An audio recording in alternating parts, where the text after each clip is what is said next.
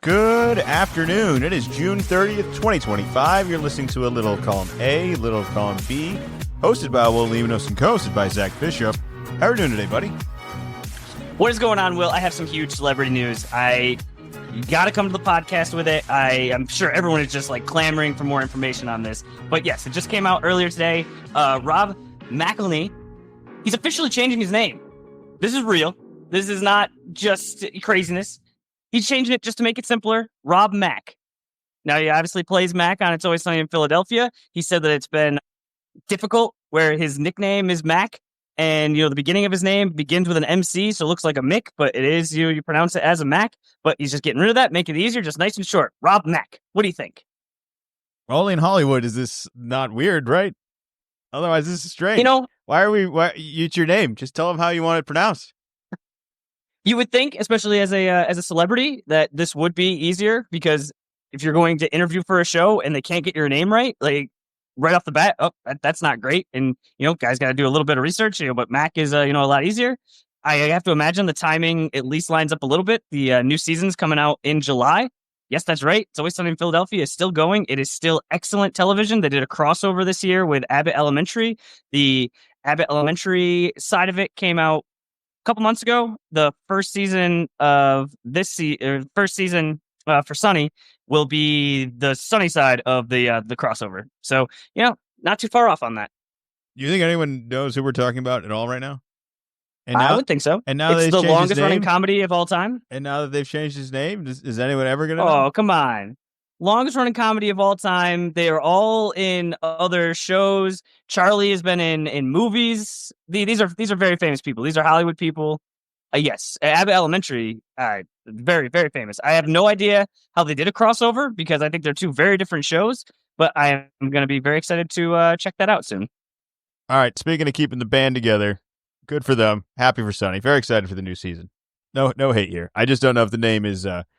maybe it's actually more popular internationally. Maybe that soccer thing is like they recognize him as an owner more than even an...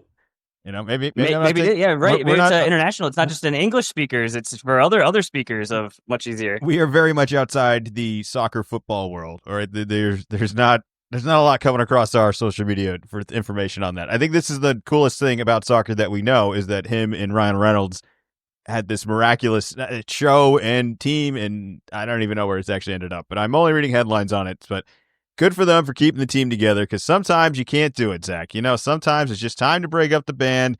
And in this case, the Boston Celtics have broken apart our championship team. It feels short-lived how it was only 2 years with such an awesome dream roster. It is no more, as we have shipped out Drew Holiday to Portland.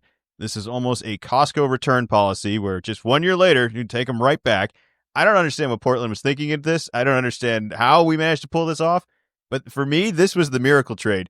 Porzingis, we'll get to, but let's just talk about Drew right now and going back to Portland. Like, why does Portland want this, and how in the world were we able to trade Drew Holiday with this contract? And in return, I haven't even got to get Anthony Simons. I think it's because Drew Holiday getting a little bit older, definitely expensive for our team. That is like one of the most expensive. When you got an expensive guy, that's a problem. Portland, super young. They do not have a lot of expensive contracts, so they're able to splurge on probably an overpay for an older Drew Holiday.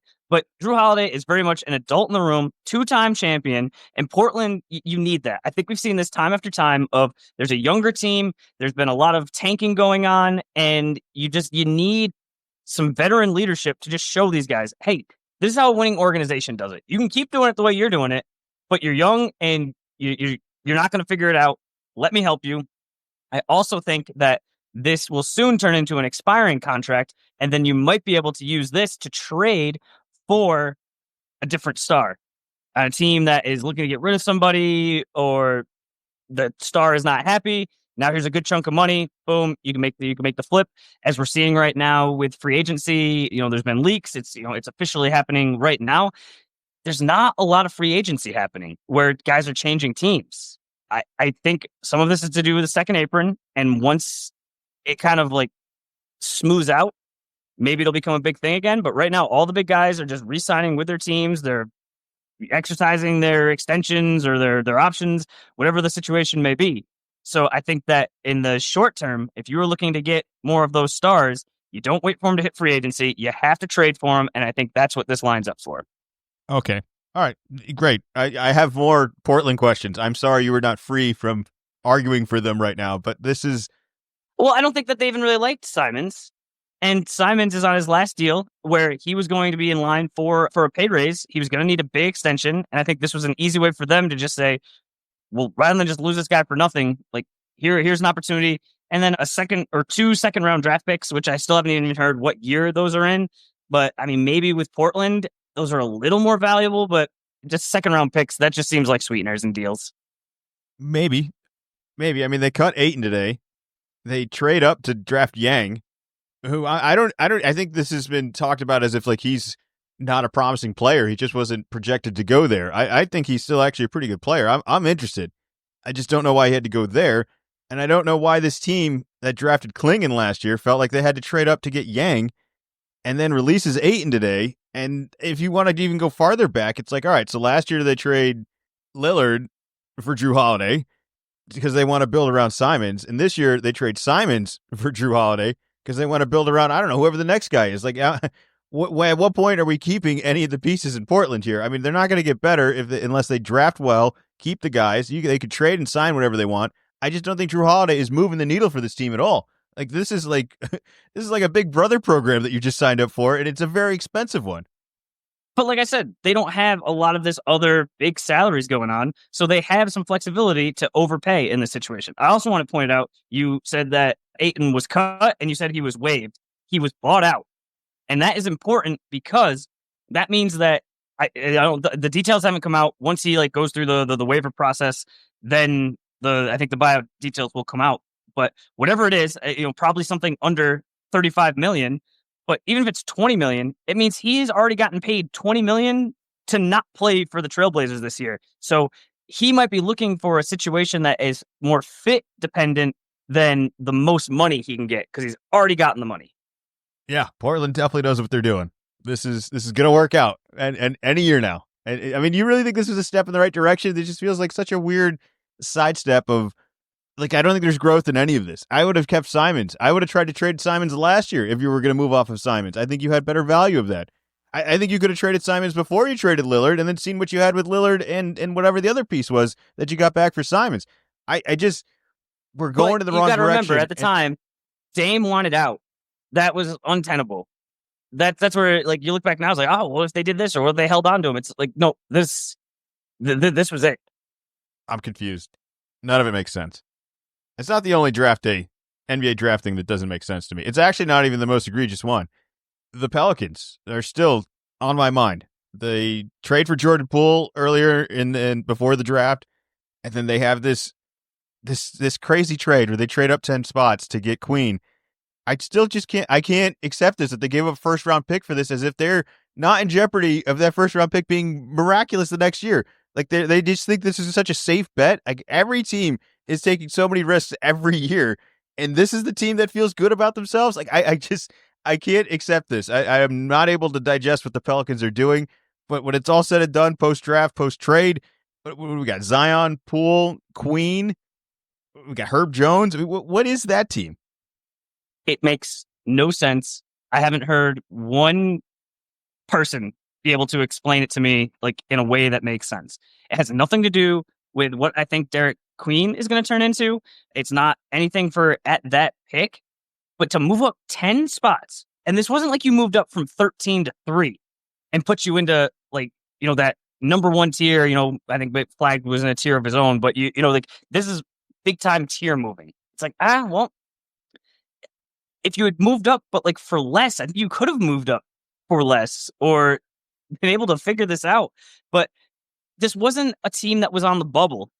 And if you get a couple of guys in there, you might be able to, change things around. I mean, for sure, if Zion's healthy, it elevates the team, but we have not seen that on a reliable consistency.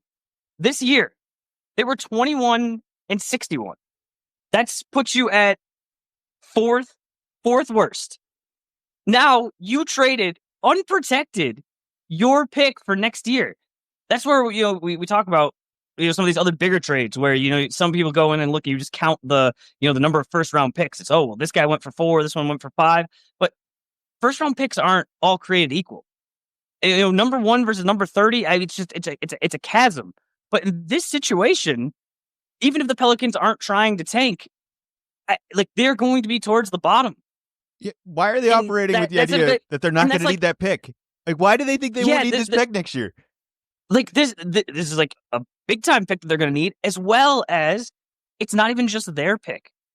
It is the better of their pick and the Bucks pick. The Bucks are trying to cobble this team back together. Now, the Bucks, much better than the Pelicans last year. They were the 5th seed. They have no intention of tanking because they don't have their first pick. But if Giannis was to get hurt, or if they just decide, hey, Giannis demands a trade and they get rid of him, now you have 2 legitimate shots at the number 1 pick. I can only imagine the Hawks front office when they got the call about this, and I have to imagine the Pelicans came with a worse deal, and then those guys are just like, well, ask them if it just be what if they're just unprotected, and them just looking around the room there's no way they'll do it. There's no way they'll do that, and then they agreed, and then they had to just how fast they said yes, yep, send the paperwork in, this is done. It is super risky, and the reward I don't think is even that high. And the worst part is this is not fair to Queen at all either, too. The guy that got drafted. It's not his fault. He didn't do anything. He's just out there. He's just waiting to get selected. It's not his fault that somebody overpaid for him and that now this is the price to him. It's not his fault. But I do think that this is a rocky way to start for a guy that I described prior to the draft as a very unique offensive player, similar to Şengün, where I don't think he fits in as easily into every single offense. I do not think he's a plug-and-play guy. I do not think he's just a 3-and-D guy.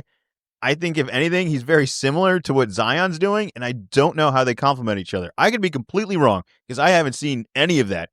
But outside looking in, everything you just said of what they gave up, it seems way too risky to act like you don't need that pick next year, and that Queen and Zion are just going to work. And just be healthy, too.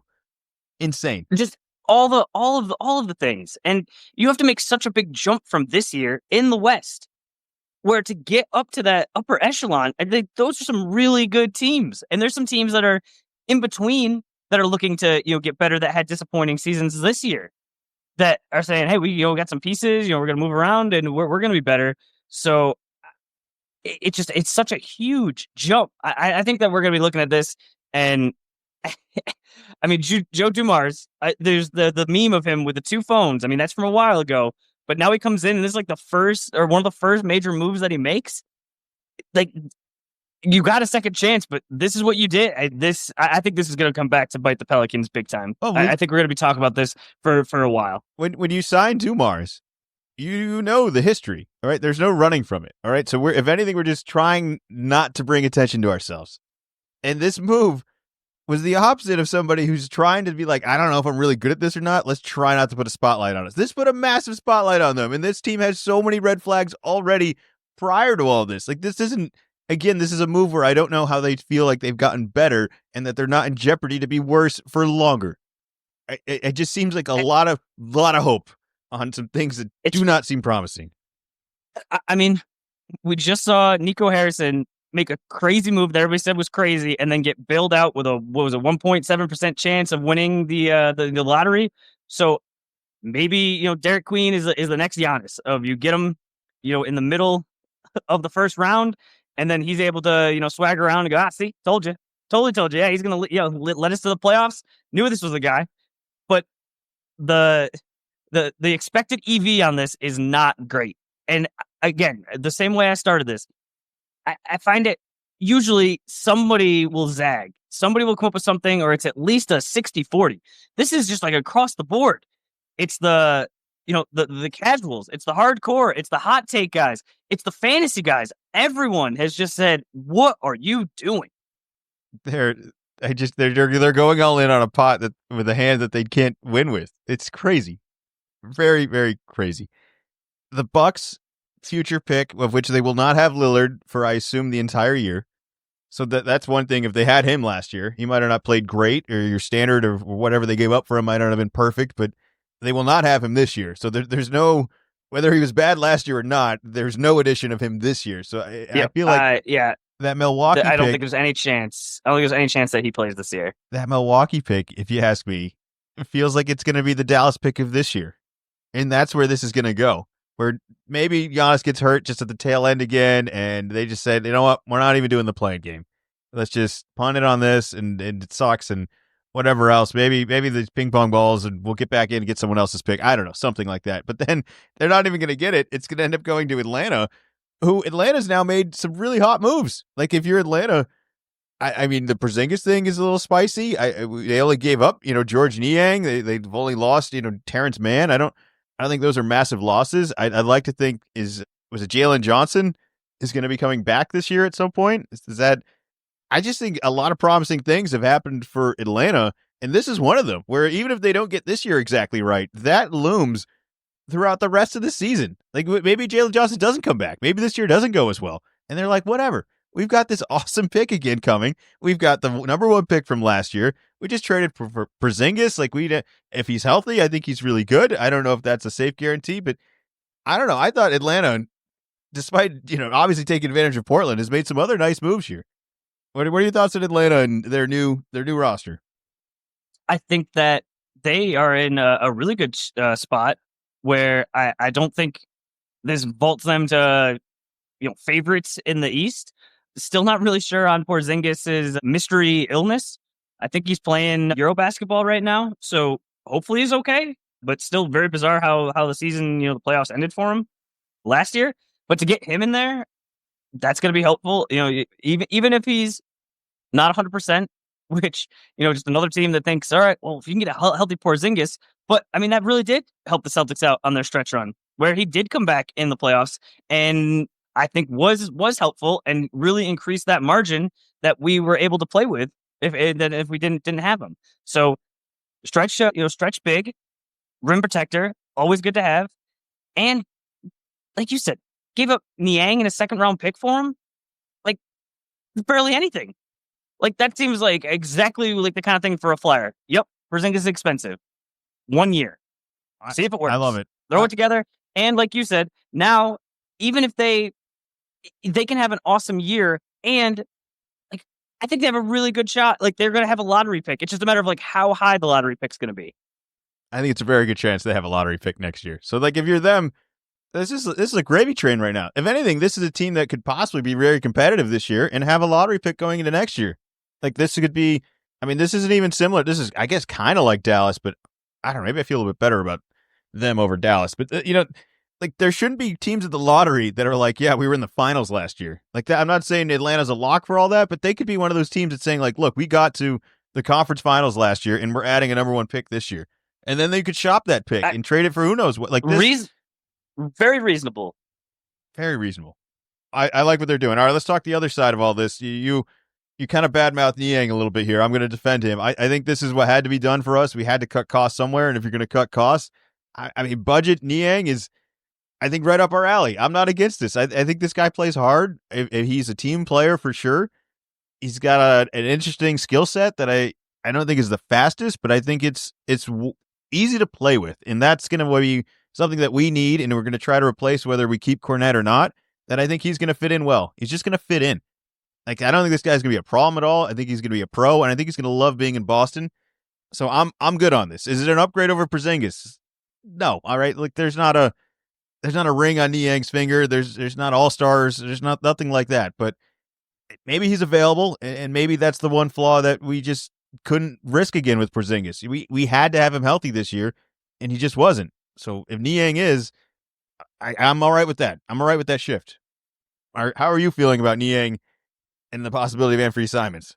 I'm hearing rumors that we're not even going to hold on to Simons. I think we're going to continue down this path of you trade one guy for a guy that makes less, and then we're going to trade Simons for a guy that makes a little bit less and get further, less. I don't know if we'll be able to get all the way under the first apron. For sure we won't be able to get under the luxury tax, but just continuing to go down. I get why the NBA is doing this. They enjoy this every year. It's a different team in the mix. It's not dynasties like it was for a long time, but it's at the expense of you cannot keep a team together. Like OKC is going to run into this next year when they got two young guys that are going to need to get big deals, and they're going to have to decide, all right, if we're going to give these guys the big deals, who we're going to have to get rid of. And so they're going to, I think we're going to keep seeing this over and over again. It's like a tree. Tree grows too tall, it's got to get pruned down, and it gets a lot harder very quickly. The Tatum injury definitely throws like a massive wrench into all of this, with him, most likely not playing next year. Where if he had played, maybe we keep this group together. But, we go from championship parade to 1 year later of we have to dismantle this. And I get why, but it's like it has nothing basketball related. And you're looking at these trades going, if this was just on basketball, these are horrible trades. But I have to, trust Brad and then just very adult, like trick myself on, this is very fiscally irresponsible. Like, this is good. It's like, yeah, no, I get it, but it's super adult. Like, I already have to pay taxes and go to work. Like, I'd like for my basketball team, it's just about the basketball part of it. But I trust Brad. I think that he's doing a good job. In the trade, we trade back. Classic Belichick. We trade a second round pick for 2 second rounders this year and 2 future second round picks. So, that's obviously going to be used in trades, and we need cheap talent, especially to keep us afloat next year. But for Niang specifically, it's like, all right, it's fine. I don't think you're going to go into a game and come out of it and go, wow, Niang blew me away. No, you will. All right, cool. You will. He's just... There's going to be a Walter McCarty game. There's going to be I can't believe this guy's got 12 rebounds game. There's going to be the guy You think he's going to be in the rotation? I think this guy is going to be... I mean, he might have to be. I mean, there's the injuries or something, but you don't think he's going to be in the rotation? What bigs do we have? Who's playing if he's not That's playing? what I mean. He might have to be, just because we're getting rid of all of these guys, and I don't know what happens with Simons, but you just start to run the numbers. It's like, okay, no Tatum. All right, we're losing 3 starters. It sounds like Al hasn't made a decision yet. I think Luke's going to be too expensive for us, but we could, if we know we're going to be able to shed more money, be able to pay him if we want him. But then you kind of well, yeah, and Niang's going to have to play because we just don't have enough guys. Dude, I don't want to be the one to tell you all this. This is not reassuring. But all right, let me just start with this then before I say it. All right, Niang's going to start. All right, you just got to accept that. All right, but moving forward, these steps are the steps to getting back to the team we just had. All right, this is the Jordan Crawford for Isaiah Thomas, the Isaiah Thomas for Kyrie Irving. We're leveling up here, all right? It's just not going to happen all at once, and we want to level it all up right now and think that we're going to be back at it this year. It's fine. We're leveling up for the year after. This year, it's just try to have some fun, and maybe some Niang threes are going to be cool. Like that's all I'm saying. I think these are moves to a better move that we haven't seen yet, and I'm not going to judge what the final thing right now because it's not the final roster. Next year is going to be the final roster. It's not going to be this year, and that's fine. I'm telling you, Niang is going to come around on you. I think you're going to like him. I mean, he's been in the league for a long time. He's 31 years old. He's never averaged over 10 points a game. Maybe it's going to become a fan favorite. But if you're starting that guy, oh boy. I don't think he makes a lot of mistakes. And that's okay with us because we have other guys that are going to try to make plays to make him better. He doesn't need to do a lot to make anyone else better. He'll just fit in. I think he can do that. All right, let's do a little bit more draft talk here and talk about fitting in. I think the big fit in of the day was Ace dropping all the way to 5 and going to the Utah Jazz. And then there are reports after all this about him possibly not reporting, and I believe he did finally end up reporting to camp yesterday. He didn't go right away. Walter Clayton Jr. went much sooner, and he also didn't seem thrilled about the Jazz, but he is out there. He did show up to some sort of media availability, brought his dog, was wearing Jazz stuff, him and the dog. So I think that is at least softening somewhat, because if he did not report, that would have been some crazy news. He doesn't have leverage. I don't know. What, you're just going to waste time and money. He just has to show up and play for Utah. And if he plays better, he could hopefully play his way out. If that's really the priority, you're not going to be able to force your way out. You're going to have to play your way out. And I think once you play your way out, you realize that everyone is going to do everything for you because you are now the guy on this roster, right? Like who's the guy? I think he's the guy on this roster, is he not? And if he's not, then they'll move him. You'll have no problem getting rid of him. So I'm excited for this. Danny Ainge is the GM. Yes. he will move him if need be. So I'm not very worried about that. I do think that there's quietly incredible value with all this, even though we were both very skeptical of both of the Rutgers guys. I think getting him at 5 really calms me down a lot, though. It's like that we're just getting him at 5. I didn't like him at 2 or 3. It was really scary to me. But at 5, I feel like he fell in Utah's lap, and they should be thrilled that they got him. I mean, this is arguably a top 3 talent at 5. He and his camp had some sort of plan where they didn't work out for teams, and it just bizarre. There's clearly some sort of guarantee, but I think Danny just looked at it and said, "This is worth the risk. It's worth the risk because, like you said, well, what leverage do you have? You're not going to report to camp. Like that's only going to make you look poor, and like at some point, like you're going to have to play basketball, and otherwise your stock just drops, and like that's not going to be good for him." So I think that Danny said, "Hey, this is going to be worth it," and we'll see if it pays off or not. All right. Speaking of, we'll see if it pays off or not. The Phoenix Suns have acquired a center, Zach. Dude, so last podcast we joked on them after the Durant trade about how look at these guys, all they have are shooting guards, and I think they hurt us, but they went way too hard, and then they're like, "Oh yeah, well no, we don't just have shooting guards, we have centers now too, all of them, all of the Charlotte centers." This is like advertising on your bar that you have the coldest taps and your beer's frozen. It's like, it doesn't work.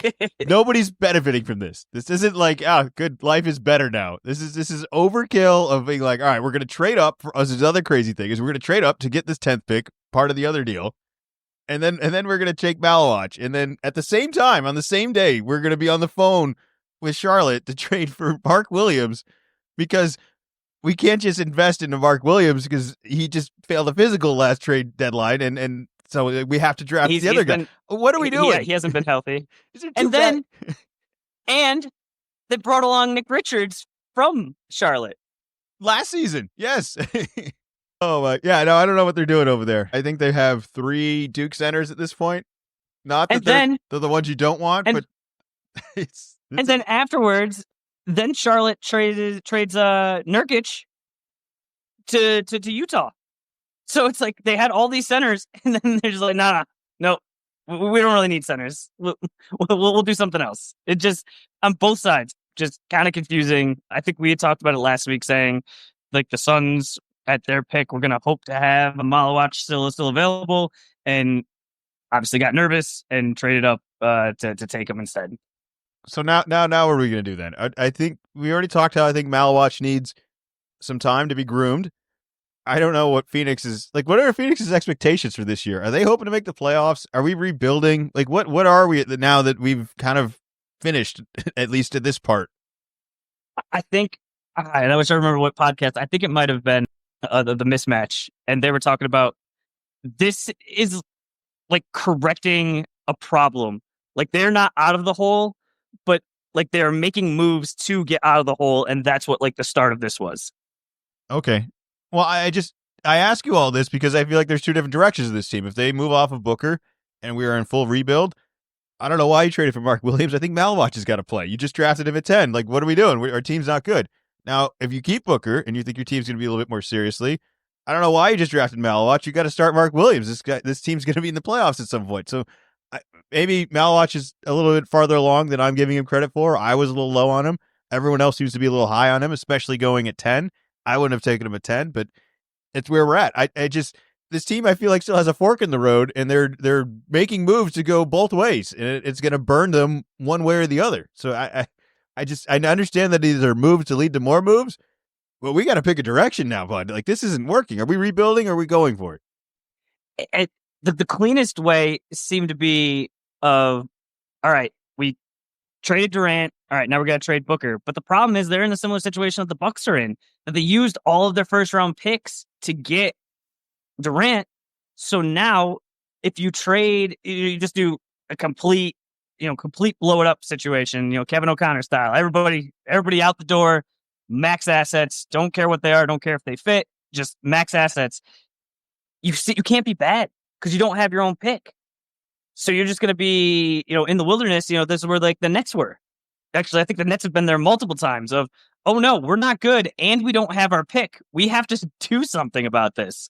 And so I think that's why they're holding on to Booker, and I think that's why they're trying to do this quasi in between situation. But I don't see them being any better than they were this year. It feels like there's owners making moves, which we've heard of and we've seen, and now it's like somebody's trying to fix the owner's moves, and it's like, well, if he's just going to make another crazy move next, then what are we doing here? Like this, you're going to clean this up, and then he's just going to make a mess again. Is how I think this is going to go. He's going to trade for the next Bradley Beal and put him next to Bradley Beal current. Like this is I think where they're going down, and I just feel bad for Mile Watch. I kind of feel bad for Mark Williams. I don't think he's going to a lovely situation here either. And coming from Charlotte, being stuck in Charlotte, being injured for a lot of years, being on the Lakers for 12 hours, I just feel bad. I think there's a better situation for him. I think he's a good player, and unfortunately, we might not ever see it because this is going to go on for a couple more years and be like, well, he didn't really put it together in Charlotte for all those years, and then we sent him to Phoenix, and he didn't really figure it out there, and then like eventually it fizzles out, and you just try the next Malawatch guy. I worry about him. You keep falling into these bad situations, your career could be very different. All right, next pick. You run out of time in a hurry. Next pick right after that, Cedric Coward gets drafted at 10, or drafted at 11, and then that pick is traded to the Grizzlies. Memphis earlier doing the Bane trade, getting off of that. It was kind of a big deal getting off of Bane, and now it seems like they're all in on Cedric Coward. You have a little bit of a history of Coward where there's some Duke story behind all of this, right? Yeah, I mentioned this like the past couple of podcasts where he transferred. He transferred to Duke and then but said, hey, I'm still going to go to the Combine. And normally when that happens, you go to the Combine and look at it and go, all right, yeah, you're going to be a late second round pick. And so the player says, okay, no, I'll play college. Sounds good. Try to up my stock. But apparently he just absolutely wowed guys to the point that people were trading up to get him like mid first round, which I think is crazy. It's just, I don't know what other, you just said everything. That's the only thing that makes sense is that this guy has a resume that was not very impressive. He showed up at a Combine and was very impressive. Like this is a guy that just made the team at tryouts, basically, is really how you should describe it. It's like nobody was expecting him. There wasn't a roster spot for him. He was just trying out, and they were like, oh man, this guy's better than a lot of the other tryouts. What I don't get is he's not super young. I mean, he's not coming from Europe where he's been playing on these teams, but he's been playing with grown men or whatever analogy you want to make for it.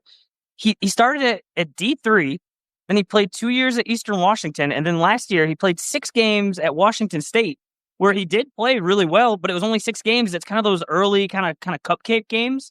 So that's why I think he was going to be transferring, and then all of a sudden the measurables and everything just line up. But now he's not going to a Pelicans team or to the Wizards where it's going to be, hey, take your time, figure it out, get a bunch of shots up. Let's see how this turns out. Like the Grizzlies want to win now. They just gave Jaren Jackson Jr. a huge extension. They got to deal with Ja Morant, and I don't know, to bring in a rookie at this level, I don't know, it just seems like a big swing. Not only that, I talk about things being unfair for Queen in his situation. I don't think this is fair for Cedric either. He gets drafted here. Again, a team traded up for him. He's going to be remembered as like the draft day trade that they went in. And some teams, it's like O'Connor has this as the best move of the draft. He thinks this is the best value of the draft. He thinks that it was better to get Cedric at 10 than it was to get Ace at 5 than it was to get Cooper at 1. There's some noise here. I don't see it. There's no evidence, as you said, but there's noise. I don't know what it boils down to. And I don't know. Maybe Memphis knows what they're doing. I don't know. Let's talk about a team that really doesn't know what they're doing with all their picks, and that is the team that had the most picks in the first round and used every single one of them in the Brooklyn Nets. I can't name a single player they got, and yet they used all of them. There's a problem with that, Zach. I think they had 5 picks. I don't remember one player they drafted. Can you? Well, I have it up in front of me, so that's the only reason why. Bunch of European guys, so I think that's why it really doesn't jump out to you. But they had 5, but none of like the top ones, and then it was just assumed like, hey, you're going to package some of these guys together, right? And then no, and basically like all guards that can't really shoot. This almost seems like we're just going to just take a bunch of lottery flyers and just hope that one of these pans out. But I just don't have high expectations here. This seemed like, all right, you make a couple of picks, and if there's guys there that are very similar to the guys you already drafted.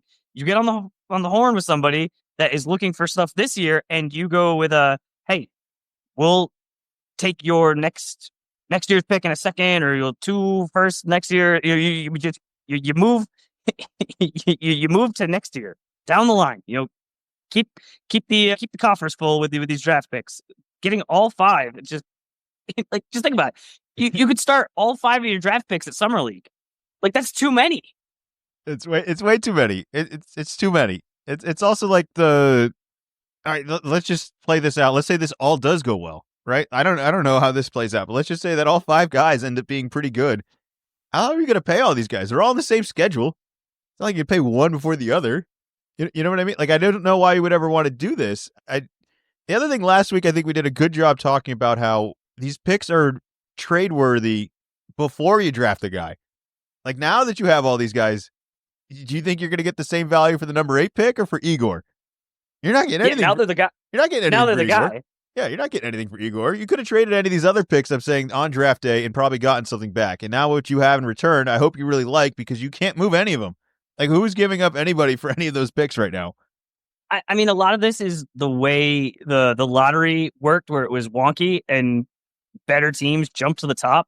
But and still, you got to go through Summer League. Free agency is still happening. But right now, if I'm looking at it, the bad teams are going to be the same bad teams. It's going to be Charlotte, it's going to be the Wizards, and it's going to be the Nets again next year. Yeah.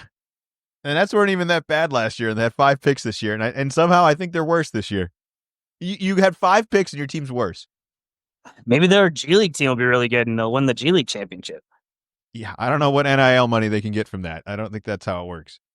But I don't think that's how it works. Sadly, this is not even the most embarrassing thing of the draft. This is far from it. I still think what New Orleans did is egregious. But what the Chicago Bulls continue to do, and it's just one move after another, that it's just like taking a loss every single time and being like, well, that's the cost of business. We can't ever win. It's like, that's bad business. It's over and over again. They move off Alonzo.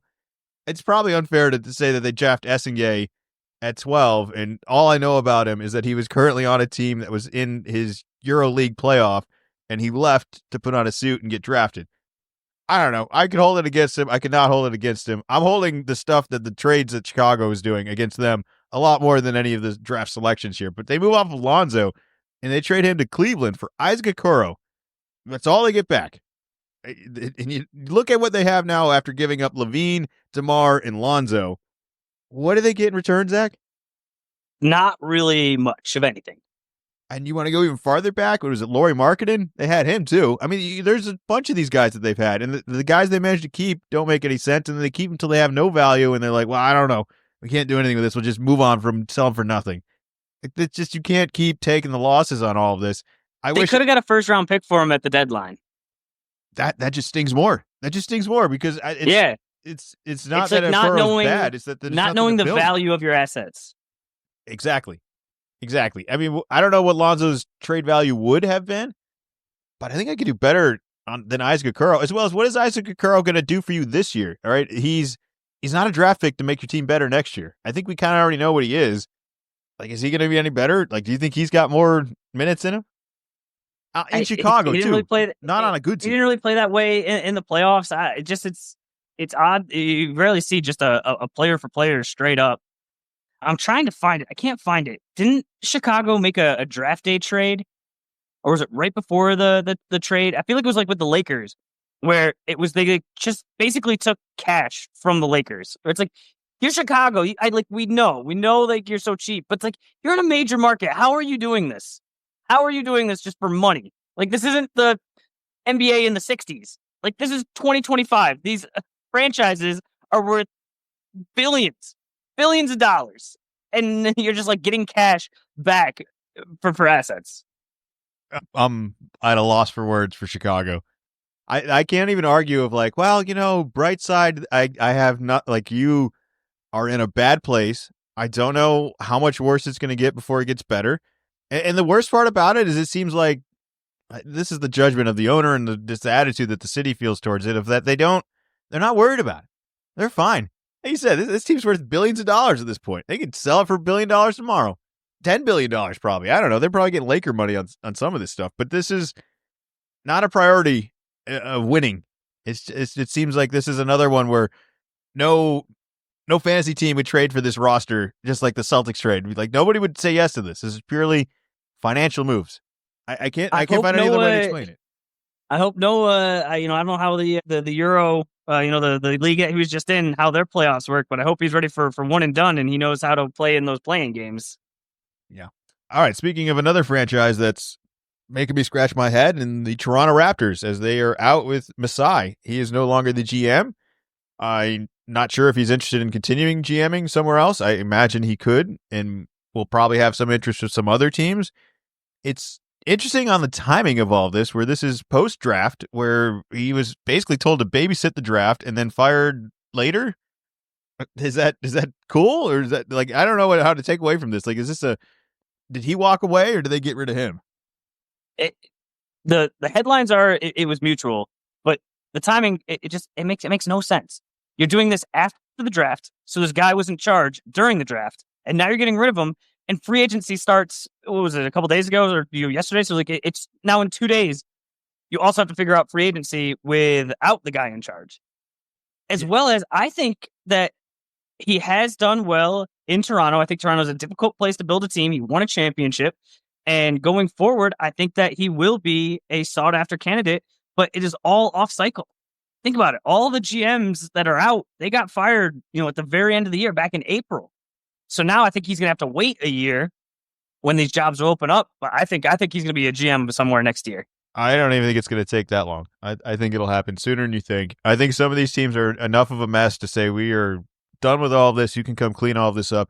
The thing in Toronto, I know the last couple of years post Kawhi have not gone perfect, but when Kawhi just gets up and leaves, it's not like you got anything in return for him. So like there's a massive loss in that, of like they lost a max player for nothing. They got a championship for it all. And I think a lot of the moves after all of this has been a little bit of Chicago-esque chasing stars and chasing contracts. But I think those contracts are a little bit more movable than you'd think. I mean, I'm watching Drew Holiday and Kristaps Porzingis get moved here. You can't tell me that quickly and whatever other massive contracts they got going on in Toronto wouldn't also have some value. It might not get you the biggest return, but I think he's leaving, or at least being fired, in between phases right now. Not even the timing of the draft of all this. Like, there's more steps to come after this that I don't think the next GM is going to know or be on the same page about. And I think that's where you end up blowing things up and you go farther backwards before you go forward.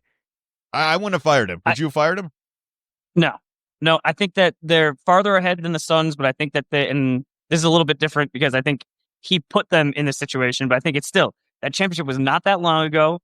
And I think that they're almost like they're out of the hole, but like they're acquiring assets and they might not necessarily all fit together, but like you're trying it out and you're building towards something. And it's just a matter of, do you trust the guy or not? Look, Chicago lost Lonzo, Levine, and DeMar, and you could list down the people that Toronto's lost, and at least they have people in exchange for it, right? Like at least they got bodies and contracts that add up. They have RJ. They have Brandon Ingram, like you just mentioned quickly. Like there are guys up there. Like there are NBA guys that whether they all work together. That's a different story. But you can like go along and you can make moves, like you said. I'd rather have Toronto's roster than Chicago's. Yeah, agreed. And that's not a compliment to either team. All right, speaking of not a compliment here, Ayton's a free agent. Did we already talk about that? Do you want to talk about possible homes for him? Because I don't think he's going to find a home. I think this is over. I think this is Euroball. You think this is done? I don't think so. He's only 26. I think someone, especially with it being he got bought out, so it's just a matter of he can go anywhere basically on the the veteran minimum. And you look at the rest of the guys compared to that, he's still big. So I think that someone will come up with. I think we can fix him. I don't think he loves basketball. I think it could be a contending sort of team. Definitely a team in the playoffs that says, hey, we don't have the money.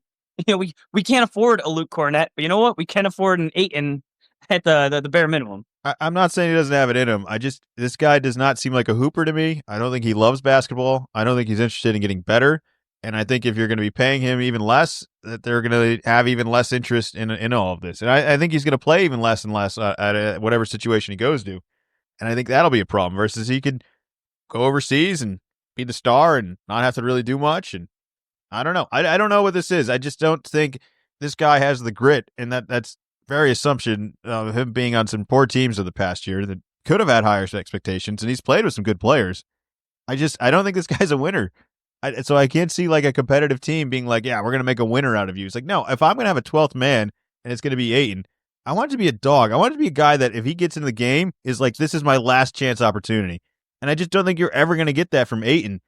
And that's why I don't think a team like that is going to take a chance on it. And if you're a rebuilding team, I don't know how you give this guy minutes. It's like I'd rather give Malawach minutes. It's not easy. And Toronto wasn't the best destination for him, but I still kind of have a bad taste in my mouth from what happened in Phoenix. Like, why did he not work with good players around him?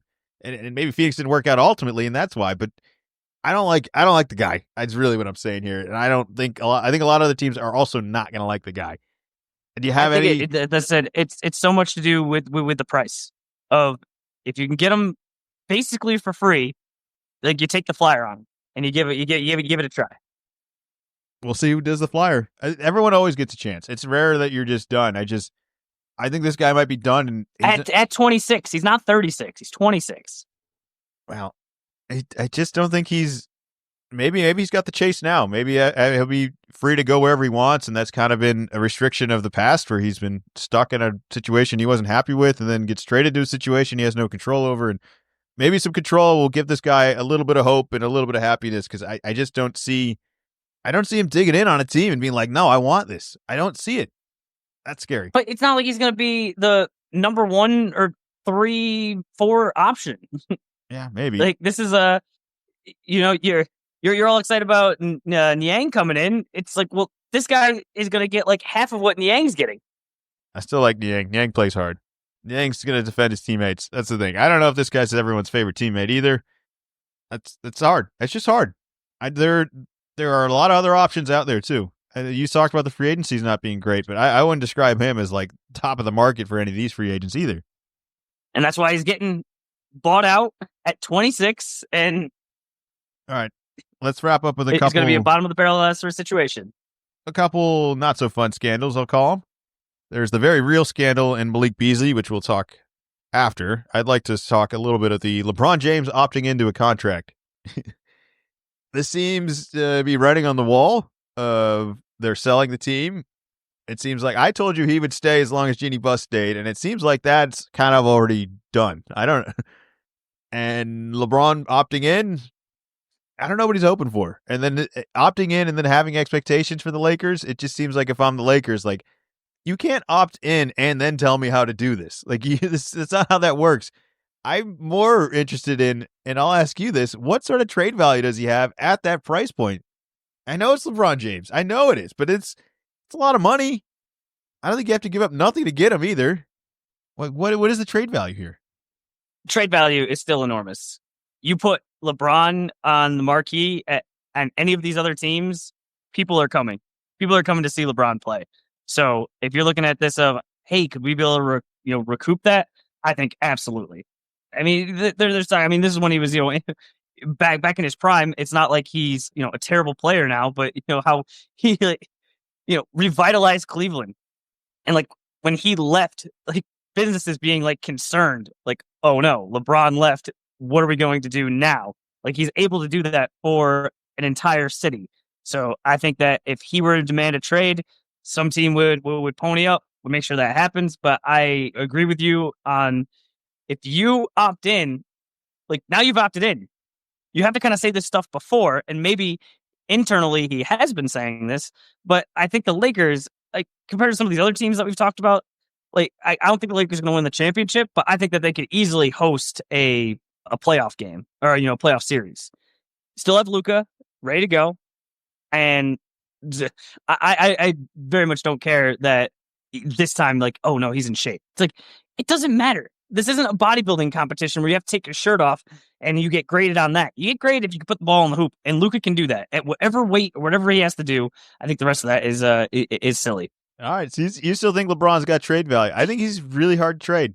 I think he's going to be really hard to trade. I also think we've seen other. I think it's going to be hard to trade with the second apron and with you having to like match salaries of finding something else that's $50 million worth of packaging to put together. I think it would be challenging, but I think it's LeBron. You know what? Yeah, I'll stay a little bit later, in the office to figure this one out. Look, contract wise, opting in at the age he's in, what am I supposed to do? Tell him, no, man, that's not the good team move. You are 40 some odd years old at this point. Like, you take your money, you've earned it. Nobody's going to be mad at you for doing it. I just don't like that you took the money and then we're like, hey, we really got to get this thing together because, I'm 40 whatever years old. You're paying me this much money and I only got so much time left. We're not on LeBron's timeline anymore. And that's kind of the wake-up call of all this. I don't feel bad for him at all on that. He's done this forever, and he's good enough to still be able to warrant this. But here's the big question: is he on the Lakers at the end of this year?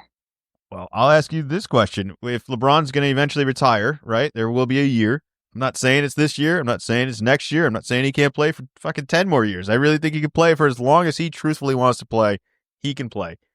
If you're the Lakers, what if he just ups and retires next year? You could trade him this year and get something for him. In the back of your mind, are you not thinking about that at all? Like when Jordan just retired for the Bulls, it was a massive loss of being like, this guy's just gone. We can't even trade him for something. Like I think if you think he still has trade value, I almost think you have to trade for him because he is going to be done soon. Like how much longer do you think it's going to take? I mean, I think a lot of people would have said, like 10 years ago, and he's still going. And he's not the LeBron of old, but when you're still putting him up against other people, like he still gets drafted high in fantasy. Like he's still putting up numbers. So I think that's a personal conversation that you have with LeBron. And I don't know if like the new owners or anything kind of works with that, but I think he's going to let you know he wants a retirement tour if he's able to do it. So I don't think this is the last year. I think that is purely a negotiating tactic, but I think he's still going to be around for a little bit. All right, well, if this isn't the last year and they're not going to move him, he'll be a free agent, a restricted free agent at the end of this year. And then he'll be a free agent. He's not a restricted free agent? He'll be restricted.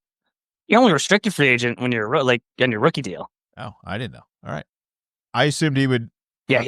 I know he has a no trade clause. There's another factor into all of this, too. So, like, he can whine and complain and say everything he wants. They can't do anything about it. His son is on the team. Where is he going to go? Oh, I assumed that was a package deal. That's an extra $5 million right there. Now we got to get to 60. Oh, are you sure? Does Bronny want to leave? Yeah, thanks, Dad. You get to live in LA. You get to play for the Lakers, and then all of a sudden it's like, oh, you want to go somewhere else? Yeah, I guess if LeBron were to retire, he would probably rather watch Bronny in LA than anywhere else, right? Like if he's going to be sitting on the sidelines, if he still lives in LA and he was making movies. Making movies. All right, so I think there's a bit of a scandal there. More of that's going to unravel. I guarantee pop culture media. I don't think it's a scandal. It's a talking point, but it's not a scandal. I think it's a little scandalous when he opts in and then kind of says like, we need to make some improvements. This goes under the things we've talked about before. This is what LeBron does. This is the only leverage that he's got. And I think that we keep looking at this as a negative just because it's like coming from LeBron. But if you just look at it from like a different angle, it's LeBron opts in and wants the team to be good. It's like, nope, that makes sense. Yeah. That like who doesn't want to join an organization and have that organization or continue to be with an organization and have that organization be good. I got to imagine all the stars of all the teams are going to the ownership and saying, "Hey, we're going to like try to keep being good, right?" And most of the organizations are trying to do that. I think there are some, that we might have already mentioned that maybe aren't doing that so much. But just in general, yes, that is the plan. I don't think he's got as much leverage as we're thinking here either. Like next year, he's not going to get max money. Like at what point are we doing discount LeBron? Is it next year? I don't know. This is what I'm saying by it's scandalous because he also posts this thing out when he's saying like, he didn't really address the new ownership. He kind of only talked about the old ownership. And to be honest, there's really no reason to talk about the old ownership. Why does anybody care what they think? Genie's still there. Genie is still there, but it does seem like they were like leaving together. Like Genie packed her bags and LeBron was like, "Oh, I'll get my suitcase. Like let's go. Where we go?" Why? I don't know. It's not like they've been together. It's not like they've been together forever. I didn't get that feeling at all. I got that feeling a little bit that I don't know. Maybe we'll just see how new management addresses this then, I suppose. I know Genie's still running all, but if you're the new owner, I don't know. I guess you kind of have to want LeBron. Like that's the moneymaker, as you said. I just wonder. I mean, last year he was still averaging 24, 8, and 8. All right, so you think LeBron is still pop culture enough that if he gets I traded, think next year he's getting max money. really? I don't know if it might just be 1 year, and I don't know if that'll be him or it'll be the team that does that. But I think he is still getting max money. I think that's crazy. Well, let me ask you this. Obviously, I mean, he's 41. So this year, I mean, the cliff could just come all of a sudden. I mean, it happens to all of the guys. If they're cruising right along and, we've been tricked. Well, not tricked, but it's like Brady has just set the bar so high for these guys in their 40s, and just it's really hard to continue at that level. But if he puts up a season like he did last year, I just don't think that he goes and says, nah, I'll just take less, no problem. All right, let's do a hypothetical here. Let's say he gets traded to another team. Let's say it happens during the season, before the trade deadline. At the end of the year, when they're doing the jersey sales and LeBron has been traded, are we going to have more Yang jerseys sold or LeBron's new team sold? Because the idea behind having Yang by like $100 million. No. Portland Yang is going to be. Who's buying a Yang jersey? The entire population of China is all in on this guy. This guy's going to be a guy. I'm telling you, it's funny, and he doesn't really know English, but I'm telling you, they're going to sell jerseys, and like there's a financial advantage of drafting this guy where they did that I think is going to pile on to jersey sales. I don't know if the team's going to see that money, but somebody is going to make money off the jersey sales. Okay, man, hating on Yang, give him a break. It's just he's a rookie that got picked, in the the middle of the first. Like it's like. Right. If you make a rotation, that's like pretty good. Like maybe manage these expectations here. And thinking that even with China, that he would have more jerseys sold than LeBron on a new team, it's not even gonna be close. Old man LeBron. I already got a LeBron jersey. I mean, what if he goes back to Cleveland? And not on the new team. Are you gonna buy a new Cleveland one? He's gonna change his number again? Oh, you didn't say it was Cleveland. You said some other team. No, I'm not buying the jersey. I just know in general he's very popular, and not just in America. In other places as well. I think he's old news. I don't think people want his stuff as much. I don't think that's a crazy take that the 41-year-old, the oldest guy in the league, is old news. He's quite literally old news. Well, I mean, all right, who's buying jerseys for one? All right, it's not 41-year-olds. It's not us. It's younger people. I think if you're younger people, why would you want a LeBron jersey when you could have anything else? I don't even think you want a Curry jersey. I think you want to go younger than that. I think you want Ant Edwards. I think you're going to want Cooper Flagg. I think you want Wemby. I don't know why you want LeBron. Like, even if a Laker jersey, you want a Luka jersey. You don't want a LeBron jersey. These kids, they don't have the money.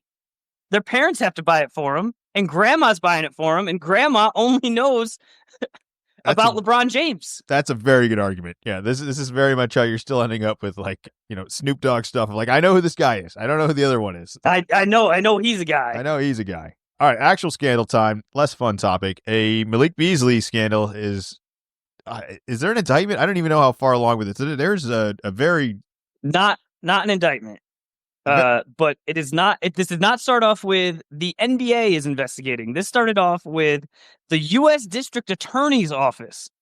That is never good when that starts that way. And so it's an investigation. It is not a charge at this point. But I can't imagine that the U.S. District Attorney has a lot of time to be messing around and opening an investigation if there is not something very seriously at stake here. Doesn't look good for him. Let's talk a little bit about the basketball part about it, and then we can maybe talk about some of the... I mean, there's nothing really to talk about the conflict of this. We know you can't get away with this. I don't know what the money trail is, but there has to be one, and they found it, and I don't know why somebody thought they could get away with it. We've already done that. We've already talked about that. There's nothing really more there. We did the whole Jonte Porter thing, and it's more interesting because Porter was like barely like on a team sort of deal where, all right, you're trying to make a little extra money, prove to your friends, all right.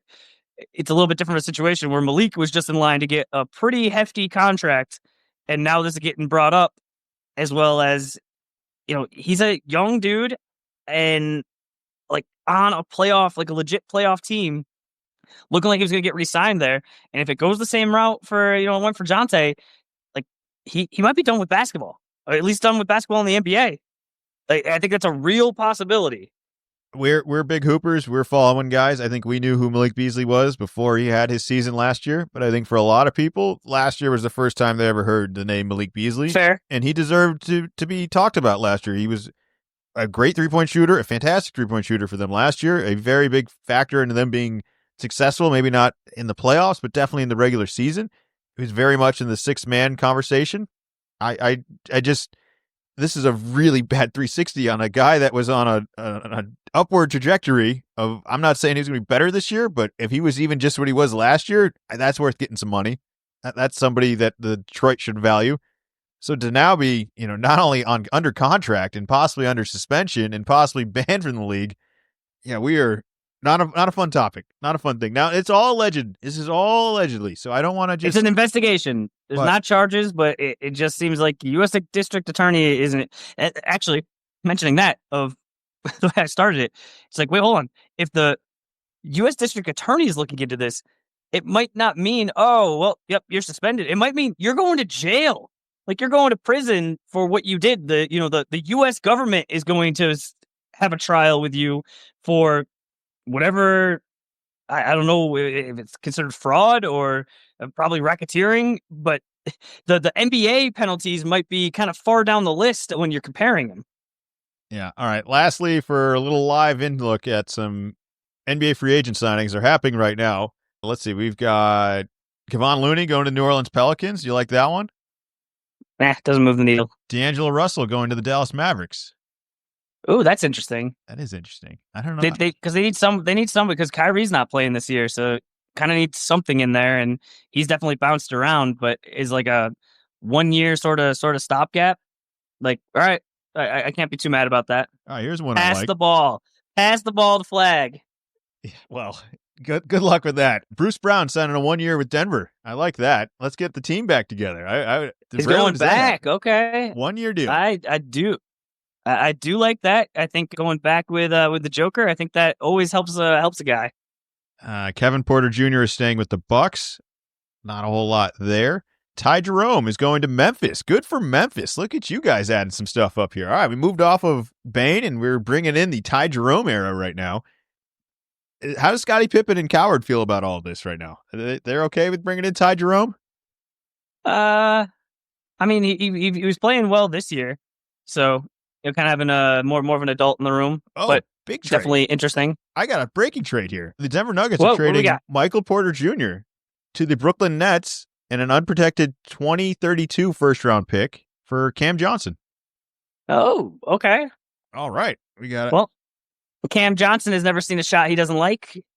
Yeah, so we're getting Bruce Brown and Cam Johnson, and we're getting rid of Porter. I mean, I like to think Denver got as much value out of Porter as you were going to get. I mean, the falling in the draft because of the back injuries, waiting out his entire rookie year because of the back injuries, and then getting a championship out of him. The hard part was that I just had to pay him at the end of all that, and I don't know what they were supposed to do. But that's a more of a salary dump, unfortunately. Yeah, not really great value for this. Trey Jones. You had to attach a pick, and with Denver having Jokic, you feel pretty confident. Even unprotected, it's almost like it is protected. But you get to 2032, that's 7 years out.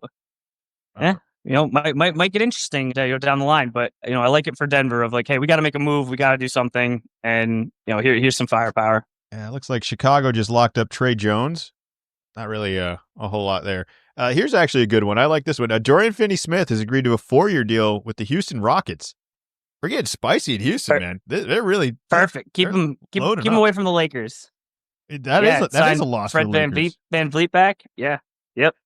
All right. Well, there's a little live update on the Shams Twitter scan. That didn't take long here, but let's play the outro music. Remind everyone to subscribe. Little column A, little column B. You can follow us on our Twitter, on our Instagram, and you can follow Zach on his X account, which is Wicked Z-Man 24. EA Sports. Zach, you remember it? It's in the game. Can you give me a good one right now? I am very excited about this. We're back. This is a trap. We are back. I told you this is like an annual subscription where you got to buy the new game every year, despite them having all the capabilities of every year of every game. That's just how this works. You can make this argument for like a ton of the video games, but yeah, EA Sports came out today, said it's not going to be until 2028, but there will be a college basketball game. There hasn't been one in a very long time. I think the last one was 2010. So the football one came back. Obviously, that's much more popular. It came back a couple of years ago, or actually, I think it was only last year. but there'll be a new one out this year. But I'm way more excited about this than the football one. Can't wait. I knew it was going to be a ways out, but just having it be in the pipeline, something to keep track of, and I'm sure there'll be setbacks and whatever, but I'm going to be positive, and yes, looking forward to this in 3 years. 3 years. All right. Who's going to be the first player to sit out? Let's do the Jordan. Be like, oh, you got to pay me more. It's going to be interesting because it's going to be like football where you got to, get all of the guys and, all the NIL. So that's why I think it's 3 years out, because it's not just creating the game. It's figuring out how to pay the players. But I think they already did it for football. Basketball is smaller. They'll figure it out. I think it'll be a big mistake if a player thinks that he's too big time to not be in the game. I think we Everybody wants to play with themselves. Do you think we could have an entire podcast dedicated to the ratings, like the rankings on everyone, like how good their shot is, how good blah blah blah is? Like, those are arguments that everyone's already having on 2K and NBA and all these other sports. This just opened that up for college. Like, this is good. I don't think a full podcast, maybe if it came out in the summertime, I'm thinking it's going to come out more in the fall when we have football, but I think we could definitely do a segment on it. All right. We'll see about it. We'll be back next week with probably some more questioning moves, some more NBA drama, and maybe a new Celtics team. I don't know. How many more moves, Zach, before it's a move you like? I don't know. I think you just gotta eat all this financial stuff, and I just gotta try to focus on the basketball part of it. That was not the optimism. It's the next one. Just like the championship is our favorite one. Which one? It's the next one. We'll be back.